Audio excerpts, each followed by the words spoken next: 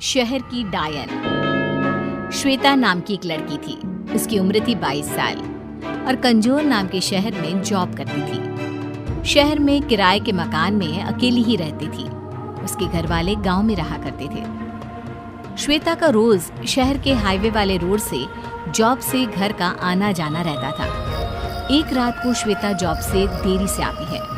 रात को जब वो हाईवे वाले रोड से आ रही होती है, सुमसाम सड़क पर चलते हुए वो देखती है कि कुछ लड़के शराब पीकर गाड़ी चला रहे हैं। वो लड़के बिल्कुल नशे में होते हैं, जिसकी वजह से वो गाड़ी टेढ़ी मेढ़ी चला रहे होते हैं।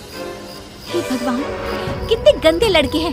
शराब के नशे में धुत होकर गाड़ी चला रहे हैं और कितनी बुरी तरीके से गाड़ी चला रहे हैं। अगर एक्सीडेंट हो गया तो इन्हें चोट आ सकती है। फिर श्वेता देखती है कि वो लड़के नशे में गाड़ी उसी की तरफ घुमा रहे हैं। गाड़ी श्वेता की तरफ ही आ रही थी। लड़के इतने होश में नहीं थे कि वो ये देख पाते कि कोई गाड़ी के सामने है। उनका अब गाड़ी पर कंट्रोल नहीं रहता और गाड़ी श्वेता को टक्कर मार देती है। श्वेता का एक्सीडेंट हो जाता है। गाड़ी सड़क के कोने में जाकर ठुक जाती है, जिसकी वजह से उन लड़कों को भी बहुत चोट आती है। श्वेता की एक्सीडेंट में ही मौत हो जाती है। सुबह जब उस हाईवे पर पुलिस घूम रही होती है तो वो देखती है कि एक गाड़ी सड़क के कोने में ठुकी हुई है। ये देखकर पुलिस वाले आपस में बात करने लगते हैं।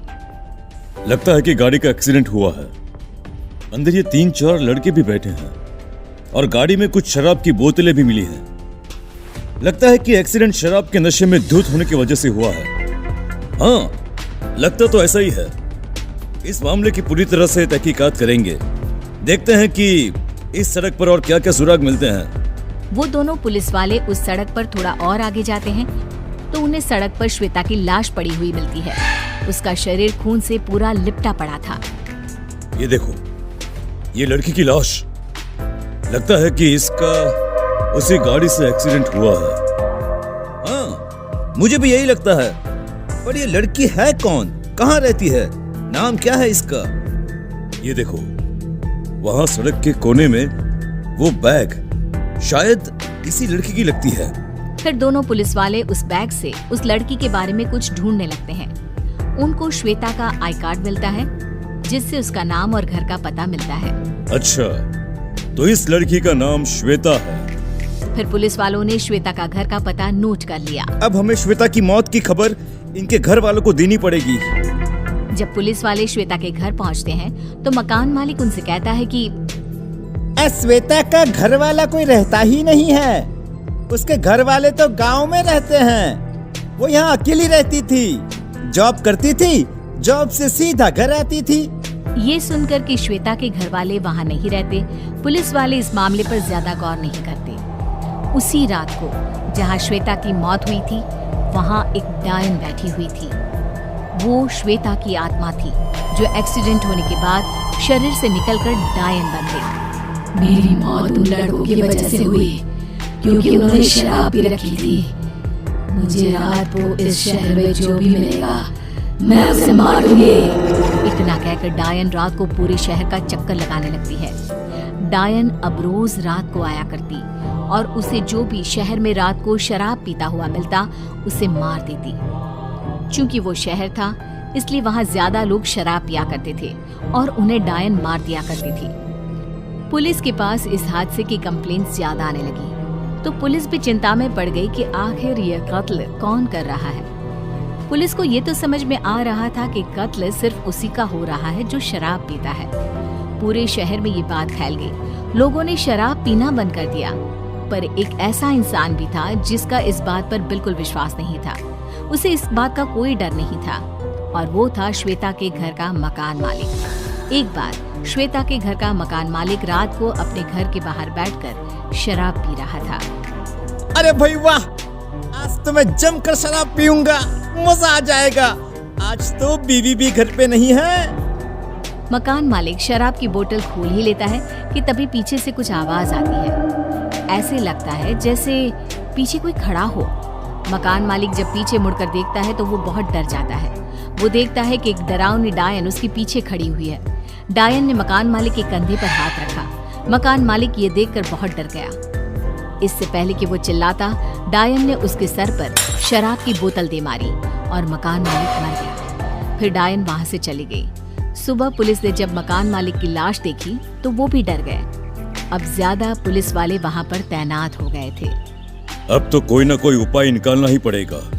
अगर ऐसे ही शहर के लोग मरते रहे तो शहर की आबादी खत्म हो जाएगी। हाँ, उपाय तो बहुत जल्दी निकालना पड़ेगा। ऐसे हादसे शहर में बढ़ते ही जा रहे हैं।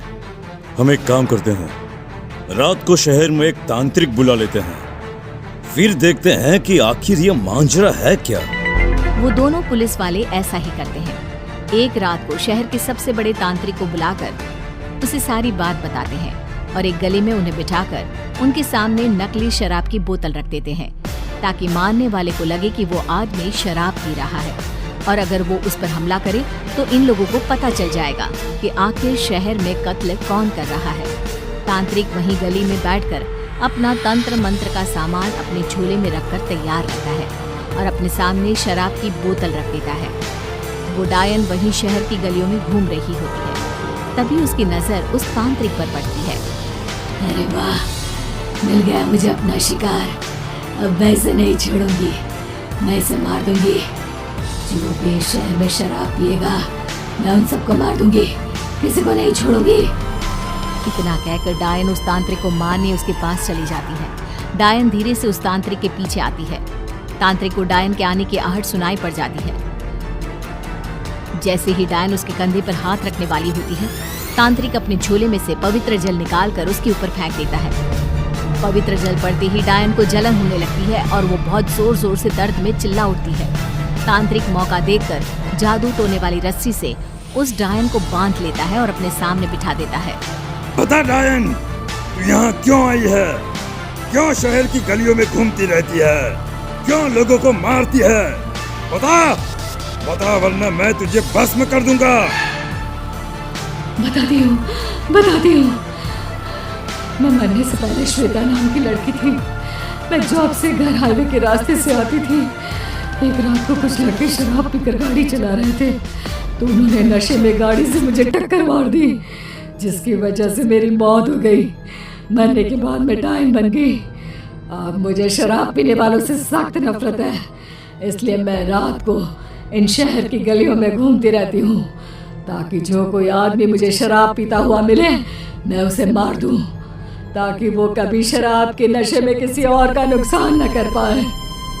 देखो, मैं तुम्हारी तकलीफ समझ सकता हूँ। तुम इस शहर में जो बदलाव लाना चाहती हो वो अच्छी बात है, पर तुम इसे गलत तरीके से बढ़ा रही हो। मैं इस बदलाव को लाने में तुम्हारी मदद करूँगा, पर तुम्हें मुझे वादा करना होगा कि तुम इस शहर में कभी वापस नहीं आओगी। तुम ये शहर हमेशा हमेशा के लिए छोड़ के चली जाओगी। वादा करो। ये सुनकर वो डायन खुश हो जाती है और उस शहर से गायब हो जाती है। सुबह होते ही तांत्रिक पुलिस वालों को डायन की सारी बात बता देता है। पुलिस वाले भी इस समस्या को समझते हैं और सरकार से इस बात की अपील करते हैं। फिर सरकार पूरे देश में शराब को बैन कर देती है, जिसकी वजह से कोई भी शराब नहीं पीता और शहर में एक्सीडेंट के हादसे भी कम होने लगते हैं।